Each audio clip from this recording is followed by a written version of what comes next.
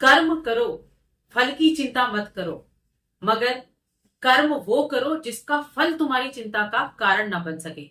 जय माता दी दोस्तों, आप सभी का स्वागत है हमारे YouTube चैनल अमृता एस्ट्रो में। और आज की इस वीडियो में मैं बात करने वाली हूं इस वर्ष के होने वाले सबसे पहले गोचर के प्रभाव के बारे में। सबसे महत्वपूर्ण गोचर जो कि शनि का है।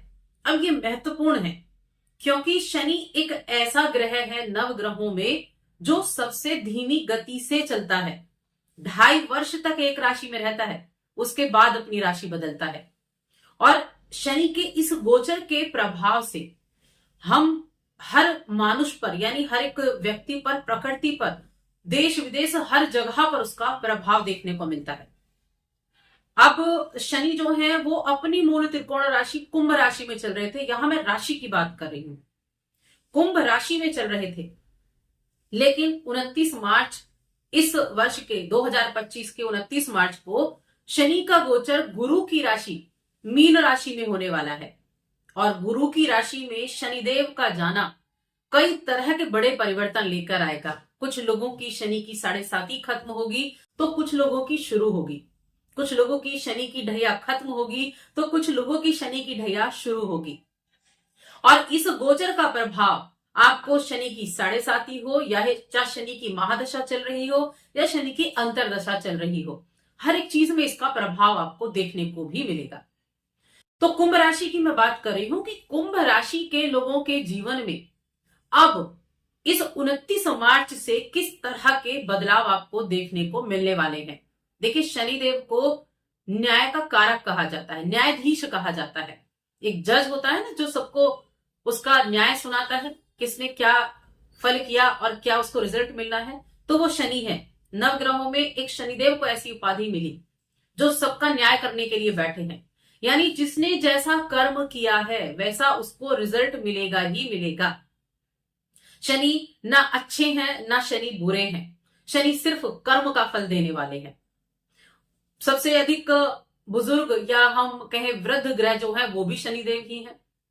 अब शनिदेव जब 7.5 लगाते हैं तो 7.5 के लिए यानी 3 ढैया लगाते हैं, 2.5 वर्ष, 2.5 वर्ष और 2.5 वर्ष। और उसके अनुसार इन 2.5 और 2.5 वर्षों में यानी जो 7.5 साल होते हैं इनमें अलग अलग तरह के जो परिवर्तन है वो भी देखने को मिलते हैं। और शनि के लिए हम जो कुंभ राशि की बात कर रहे हैं उस पर पहले से ही शनि की 7.5 चल रही है। 7.5 का द्वितीय चरण चल रहा है जो अब 29 मार्च को खत्म हो जाएगा और तृतीय चरण शुरू हो जाएगा जो बेहद महत्वपूर्ण कुंभ राशि के जातकों के लिए है। तो आगे बढ़ने से पहले एक जो छोटा सा निवेदन है कि आप अगर चैनल पर पहली बार आए हैं तो चैनल को सब्सक्राइब जरूर कर लें। और अगर आप अपनी कुंडली दिखाना चाहते हैं तो स्क्रीन पर आपको नंबर मिल जाएगा, वहां आप हमसे कांटेक्ट कर सकते हैं। अब देखिए, कुंभ राशि की मैं बात कर रही हूं, यह है कुंभ राशि। लग्न की मैं यहां बात नहीं कर रही हूं क्योंकि यहां कुंभ राशि की बात चल रही है। क्योंकि एक तो शनि की 7.5 हो, ये राशि के अनुसार लगती है। अभी तक शनि कहां थे? अभी तक शनिदेव आपके राशि पर यहां बैठे हुए थे, चंद्र राशि पर, यानी मन के ऊपर थे। तो जो भी शनि की इस 7.5 के द्वितीय फेस में ये चल रहे थे कुंभ राशि के जातक, उन्होंने देखा होगा कि जीवन में बहुत अधिक प्रॉब्लम चल रही होंगी, मेंटल इश्यू सबसे ज्यादा। क्योंकि जो चंद्रमा है वो क्या है? मन के कारक है। और मन पर शनि आ गया, शनि सबसे अधिक पीड़ित कर देता है। चंद्रमा एक ऐसे ग्रह हैं जो बहुत जल्दी पीड़ित हो जाते हैं किसी भी अशुभ ग्रह के प्रभाव में आने के कारण। शनि आ जाए, मंगल आ जाए, राहु आ जाए तो ये उसको बहुत जल्दी पीड़ित कर देते हैं। अब शनि क्या करते हैं? शनि तो चंद्रमा के ऊपर यानी मन के ऊपर बैठे हुए थे तो हर तरह की टेंशन थी। पैसों को लेकर टेंशन थी, करियर को लेकर टेंशन थी, बिजनेस को लेकर टेंशन थी, आपके कर्जों को लेकर कोई कोर्ट केस चल गया था। यानी जिस तरह से मेंटल टेंशन, मेंटल प्रेशर आपको दिया जा सके उस तरह से आपको मेंटल प्रेशर था। अब क्या होगा? सबसे पहली राहत कुंभ राशि के जातकों के लिए यही होगी कि अब जो शनिदेव है वो आपके इस राशि के ऊपर से, मन के ऊपर से चले जाएंगे द्वितीय भाव में। तो जब मन के ऊपर से गए, जब चंद्रमा का साथ छोड़ दिया, तब क्या होगा? मन आपका सही हो जाएगा। जब से जो पहली राहत कुंभ राशि के जातकों को इस शनि की 7.5 के तृतीय चरण में मिलेगी, वो होगी मन को राहत। मन के ऊपर से चले गए ना, मन को राहत मिलनी शुरू हो जाएगी। तो जो भी इस बात को लेकर टेंशन में है कि शनि की 7.5 का प्रभाव क्या होगा, मैं कहूंगी कि उनकी टेंशन खत्म होनी शुरू होंगी, धीरे धीरे उसका प्रभाव होगा, क्योंकि शनि धीमी गति से चलते हैं। जो ग्रह जितने दिन तक एक राशि में रहता है उतने दिनों तक ही उसका रिजल्ट वो देखने को मिलता है। तो दूसरे भाव में जाएंगे जो कि धन का भाव है, गुरु की राशि है, ये मीन राशि में जाएंगे। आपका द्वितीय भाव यानी धन का भाव है। और शनि की एक खासियत और है कि जिस भाव में बैठेंगे उस भाव में वृद्धि कर देंगे। अब चंद्रमा के साथ बैठे थे और कुंडली में शनि की पोजीशन भी अच्छी नहीं थी, तो जबरदस्त आपको मेंटल इश्यू दिए होंगे, जबरदस्त आपको टेंशन दी होगी, हर चीज में, काम में लेट किया होगा। डिले भी करते हैं शनिदेव। शनिदेव डिले करते हैं, डिनाई नहीं करते, यानी कि देंगे लेकिन डिले, देरी से देंगे। ऐसा नहीं कि नहीं देंगे, देंगे लेकिन बहुत थकाकर, हराकर, मेहनत कराकर तब देंगे। अब यहां राहत मिलनी आपको शुरू हो जाएगी। द्वितीय भाव में शनि का गोचर हो जाएगा और द्वितीय भाव में बैठते ही शनिदेव का, देखिए ये द्वितीय भाव धन का भाव है, ये वाणी का है, ये आपके परिवार का है, ये आपके कुटुंब का है और ये आपके संस्कारों का भी है।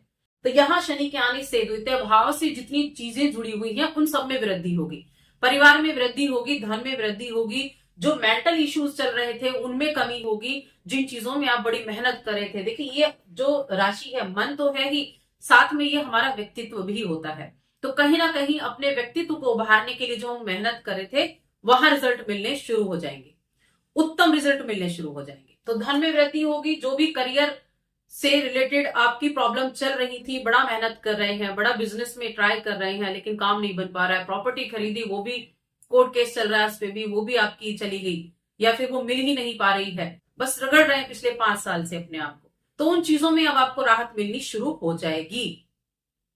अब शनिदेव अगर किसी की भी कुंभ राशि की कुंडली है, कुंभ राशि की, लग्न की बात नहीं कर रही हूं, लग्न में भी आप देख सकते हैं, तो वहां पर शनिदेव की जो पोजीशन है वो कब कब अच्छी होती है। ऐसा नहीं सबके ऊपर शनि की 7.5 का सेम जो प्रभाव है वो होता है, नहीं। शनि की 7.5 का जब शनि अशुभ ग्रह में बैठा हुआ हो, पीड़ित हो, तब वहां शनि की 7.5 का सबसे अधिक प्रभाव देखने को मिलता है। देखिए जब तीसरे भाव में शनिदेव होते हैं तो बहुत अच्छे माने जाते हैं। तीसरे भाव में, छठे भाव में, 11वें भाव में शनि की पोजीशन बहुत अच्छी होती है, क्योंकि आपको मेहनत कराते हैं, हार्डवर्क कराते हैं और यहाँ हार्डवर्क को करने की आपकी क्षमता भी बढ़ जाती है। छठे में होते हैं, शत्रुओं का नाश करते हैं, आपको कंपटीशन के लिए रेडी करते हैं, कॉम्पिटिटिव एग्जाम में आप अच्छे होते हैं, हर एक चीज से आप एक जो संघर्ष होता है उस संघर्ष को कर पाते हैं और आगे निकलते हैं। 11वें भाव में भी शनि की स्थिति अच्छी है और आपके लिए 9वें भाव में भी शनि की स्थिति बहुत अच्छी होती है। अब शनि नीच का हो जाए, शनि शत्रु राशि में चला जाए, शनि एक साथ कई पीड़ित ग्रहों के साथ बैठ जाए, शत्रु के साथ बैठ जाए, तब वहां प्रॉब्लम क्रिएट जरूर होती है। तो अब तो ये राहत का समय है, ये राहत का समय है। सेकेंड हाउस में आते ही स्थितियों में परिवर्तन होगा, धीरे धीरे आप देखेंगे चेंजेस आने शुरू हो जाएंगे।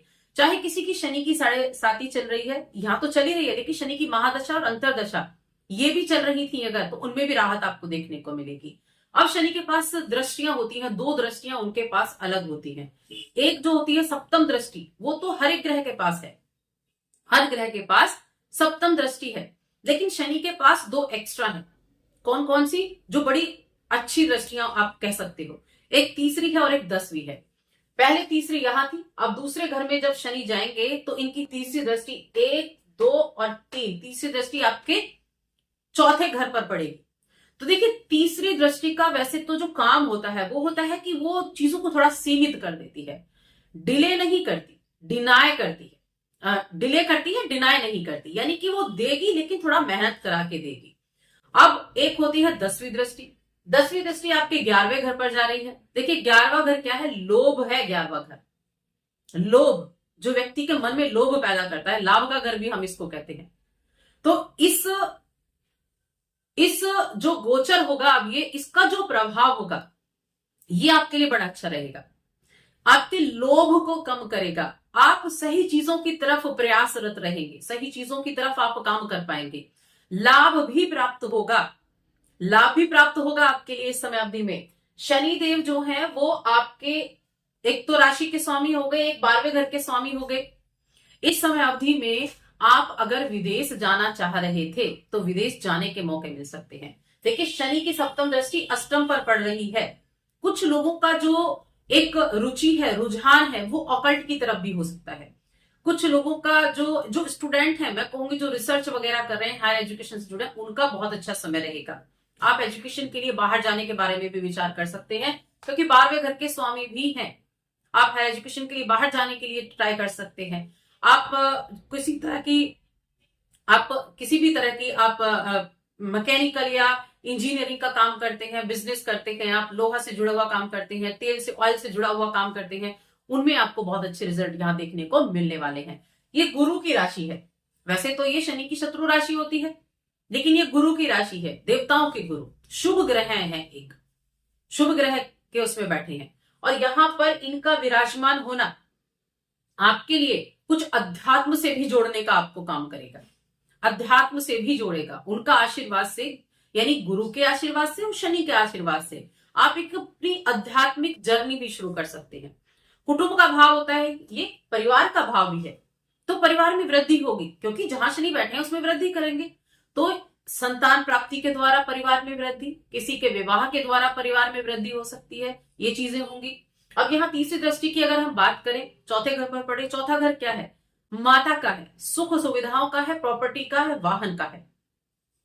चीजें आपको मिलेंगी, थोड़ा सा देरी जरूर हो सकती है, लेकिन चीजें आपको मिलनी शुरू होंगी। और इस गोचर की अवधि के दौरान निश्चित रूप से आपके लिए घर के भी योग बनेंगे, आपके लिए वाहन के भी योग बनेंगे, किसी जो प्रॉपर्टी आपकी फंस गई थी उसके भी आपके योग बनेंगे कि उस प्रॉपर्टी को आप पा सके। देखिए, जो अष्टम भाव है वो अचानक से होने वाली घटनाओं का, पैतृक संपत्ति का भी भाव कहा गया है। और ये जो भाव है ये आपको क्या करेगा, आपके एफर्ट तो ज्यादा करने पड़ सकते हैं, लेकिन हाँ, आपकी चीजों को आपको दिलाएगा। यानी पैतृक संपत्ति से जुड़ी हुई जिनकी प्रॉब्लम चल रही थी, वो इस शनि के गोचर के अवधि के दौरान ठीक हो सकती है। आपके ससुराल पक्ष से अपने रिश्ते अच्छे रखें, माता से अपने रिश्ते बहुत अच्छे रखें। माता से रिश्ते अच्छे रखेंगे तो शनि प्रसन्न होंगे, क्योंकि शनि अपनी माता से बड़ा प्रेम करते थे। जितने अपने पिता से शत्रुता थी, उतनी ही अपनी माता से प्रेम भी था। तो ये समय, देखिए, शनि प्रॉपर्टी के कारक भी कहे गए हैं, 10वें घर के कारक गए हैं। नौकरी करते हैं आप, या आपका बिजनेस है, तो नौकरी करने वाले लोगों के लिए भी ये समय अच्छा रहेगा।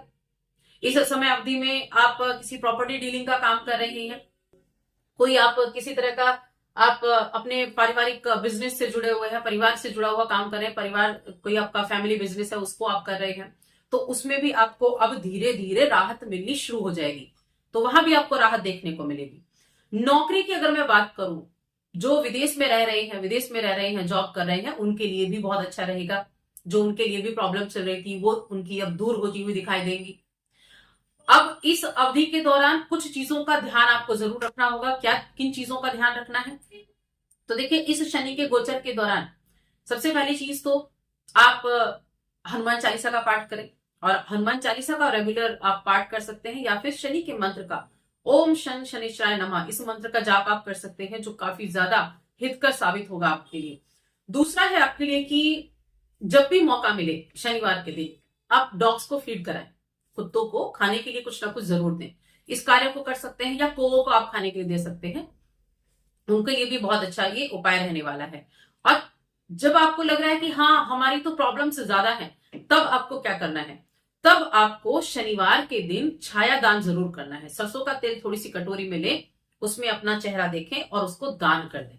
इन चीजों का दान, देखिए, समय समय पर जब आप शनिवार के दिन काली उड़द का दान करते हैं, या फिर आप छाते का दान करते हैं, या फिर आप चप्पल जूते का दान करते हैं, जिनसे जो सूर्य की जो धूप होती है ना, उससे बचा जा सके, तो इन चीजों के दान से भी बहुत ज्यादा राहत मिलती है। बाकी मंत्र अपना बहुत ज्यादा असर दिखाते हैं। शनि मंत्र का जप कर सकते हैं। अगर ये भी नहीं तो शिव के मंत्र का जप करें, ओम नमः शिवाय। इस मंत्र का जाप करना, शिव जी की आराधना करना सर्वोपरि होता है, क्योंकि वो तो ईष्ट देव है, वो तो ऐसे देव हैं कि महादेव उनको कहा गया कि उनकी पूजा करें तो हर एक चीज आपकी सॉल्व होगी।